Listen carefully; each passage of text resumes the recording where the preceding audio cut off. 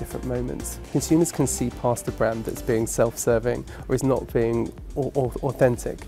We know as well that good content is good content. If it comes from a brand, if it's delivered well, gets a core message at the right time and in the right place, then brands can really build relationships with their customers.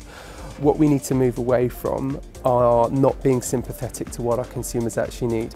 Putting the same ad on all platforms may be easy from a brand perspective, it won't necessarily work in the way that you want it to across platforms.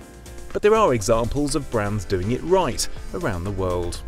A brand that's doing it really well, and if we look at numbers here, someone like Nike is one of the most followed brands on Instagram, and it's one of the most followed brands across lots of social channels. And the reason it does that is its content is not the same. If you look across its platforms, they know that for certain markets it's really important that Instagram helps you connect with influencers, Instagram helps you show off. Whereas if you look at something like YouTube, it needs to be informative and it needs to be entertaining. Where something like Pinterest is all around inspiration. So what's the advice for CMOs everywhere? Well, pragmatism is really key because our CMOs have a very difficult job of managing global strategies but then deploying them locally. And so I think what's really important is that brands stay true to what they want to be, but then how they deploy that across countries needs to be flexible and it needs to be dynamic. There are a range of options available to CMOs and they need to start with that key customer insight. What makes their customer tick and what do people need from their brand? It's such an interesting mix that these attitudes are so different all around the world.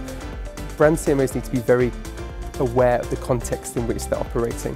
Things like fake news, we hear it a lot, and that's impacting the trust we have not just in things we read, but also the attitudes we have towards companies.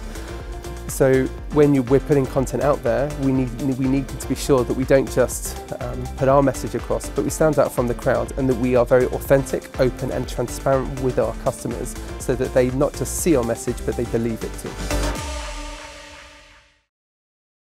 Hello, I'm James Wright. Thanks for watching Marketing Media Money. To check out more online videos, just click on the boxes and don't forget to subscribe to the CNBC Live channel at the bottom of the screen.